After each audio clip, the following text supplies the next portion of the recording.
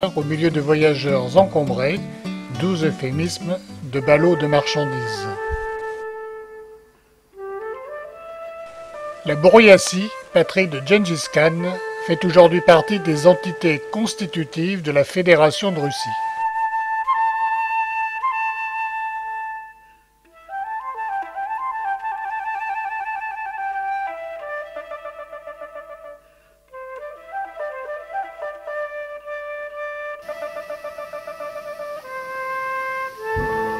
Il y a 8 symboles de bon augure. Le bouddhisme est très symbolique. Là, c'est le précieux parasol, qui est le symbole de la famille royale de Bouddha. Vous voyez que même les Russes visitent les Datsans.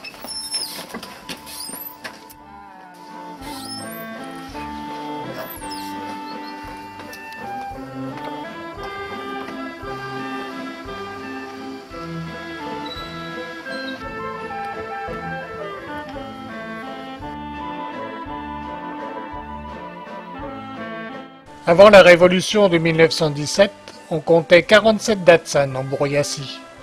À partir de 1937, tous furent fermés ou détruits.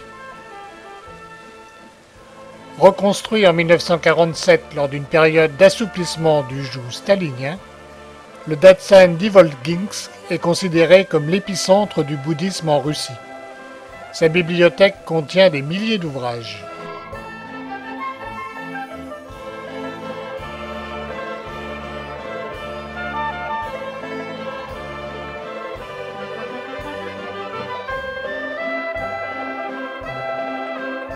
Depuis 1985, le sentiment religieux connaît un regain de ferveur et de nouveaux Datsans ont été reconstruits. Celui-ci abrite aujourd'hui une trentaine de lamas formés en Mongolie. Il appartient à la secte des Gelugpa, les bonnets jaunes. Le Dalai Lama y a été accueilli à plusieurs reprises. La pratique du bouddhisme en Russie diffère par le fait que les lamas russes peuvent se marier et vivre avec leur famille au Datsan.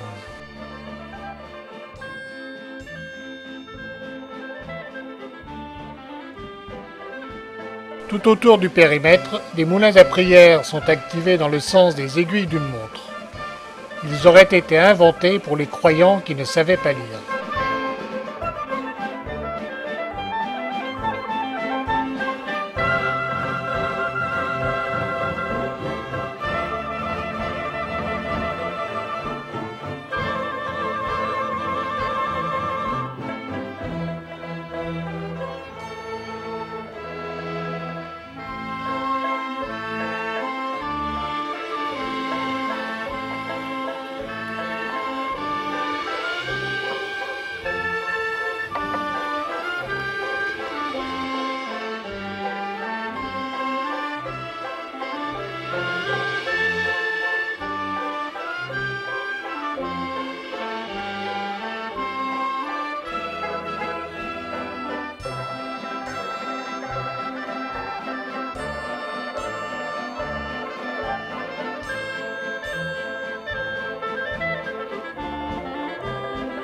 Ce sanctuaire circulaire est consacré à Maitréya, le Bouddha du futur.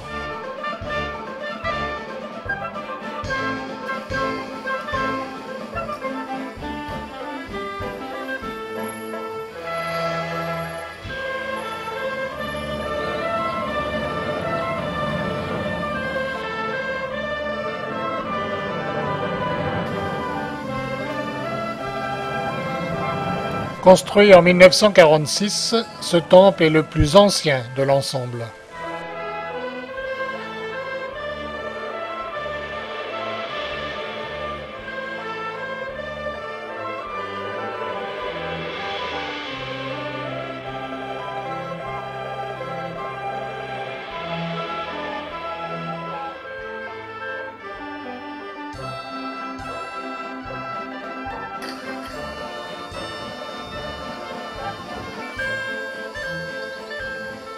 Les arbres sont recouverts de drapeaux à prière, appelés ici cheval volant.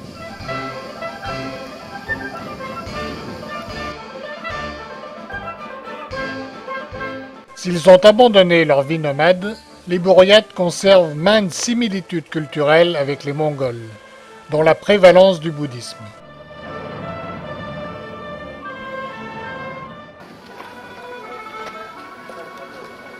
Les Bouriates sont issus d'un brassage entre les nomades venus de Mongolie au IXe et Xe siècle pour s'installer dans les steppes bordant le Baïkal et des chamanistes indigènes habitant cette terre depuis la préhistoire. Mongols et Bouriates n'enterraient pas leurs morts, mais posaient un tas de pierres dessus.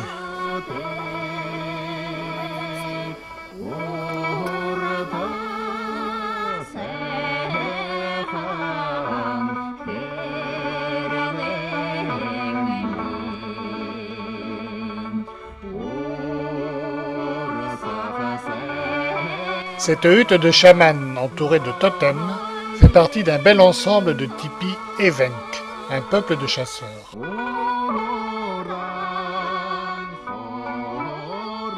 Bien que leur langue soit apparentée au chinois, les Evenk sont plus proches culturellement des Mongols. Ils sont encore 30 000 dans cette région du Baïkal.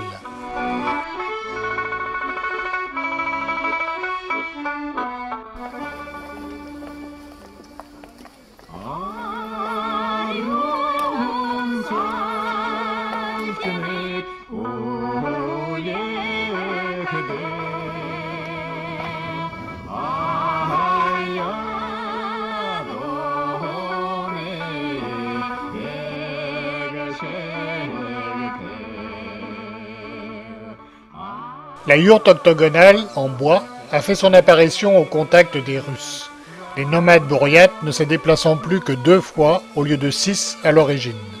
Sa construction ne nécessite aucun clou.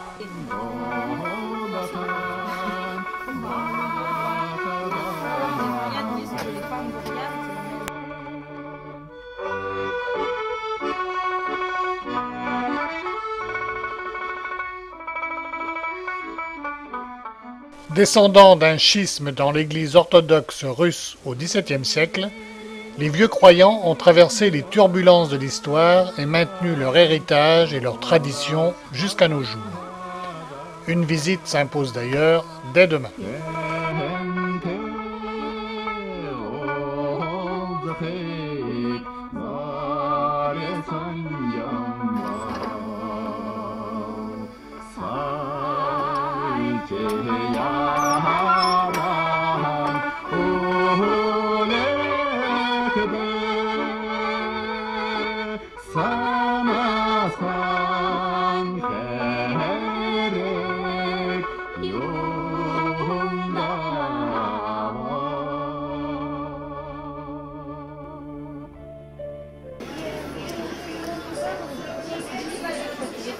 Mais c'est vrai que vers chez toi, ce sera vachement utile.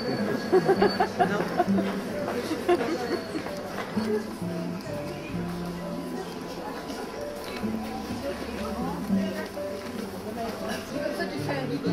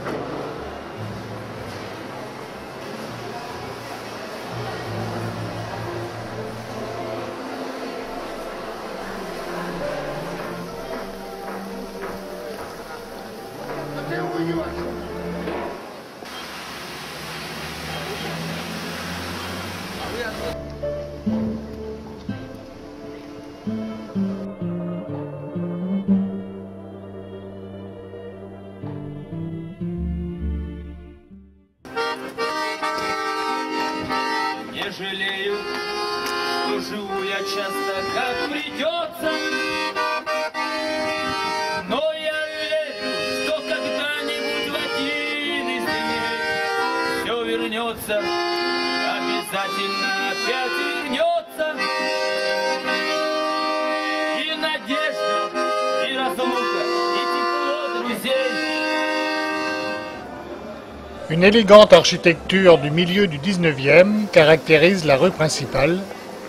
La ville étant bâtie sur le modèle d'urbanisme imposé par Catherine la Grande à toutes les villes provinciales. En 1907, un riche commerçant fit construire le manoir brun orné de statues.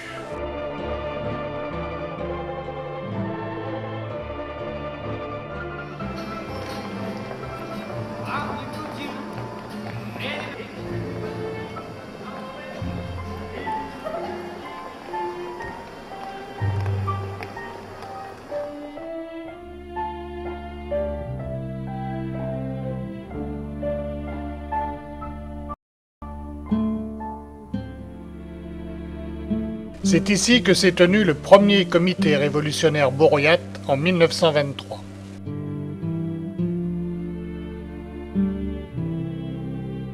Ulan-Ude est une cité marchande fondée au XVIIe siècle sur la route des caravanes de thé entre la Chine et Irkoutsk. Elle comptait à l'époque le plus grand nombre de millionnaires de Russie. Elle reste aujourd'hui profondément une cité commerciale et touristique.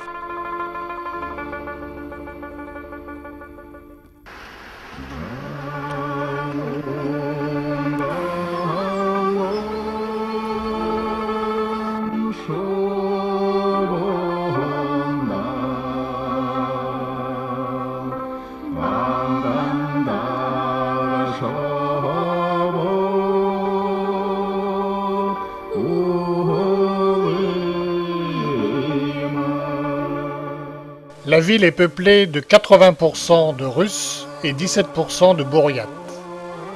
Les mariages mixtes se termineraient souvent par des divorces, car la famille bouriate est présente tout au long de la vie, comme en Orient.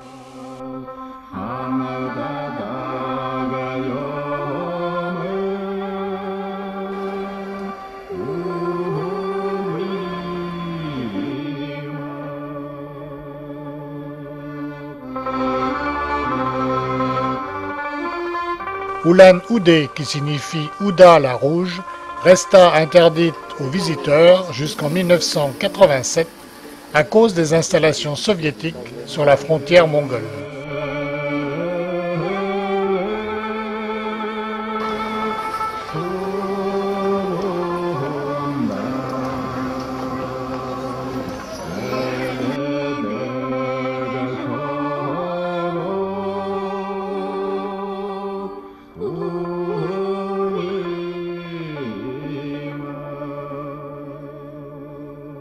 L'Arc de Triomphe de 1891 a été reconstruit en 2005, d'après photos, et sponsorisé par les distilleries locales.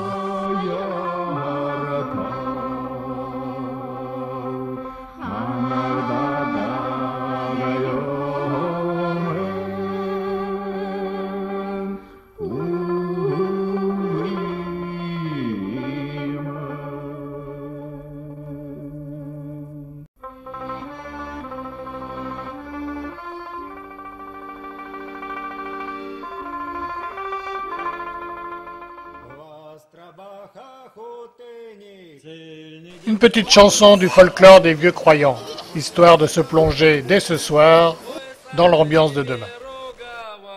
Notre hôtesse Olga, professeure de français à la retraite, vit ici, à 2 pas du centre-ville, au milieu de professeurs, de médecins et de fils des anciens apparatchiks. Elle a dressé une table superbe pour un somptueux dîner, arrosé de vodka et de vin d'Europe centrale.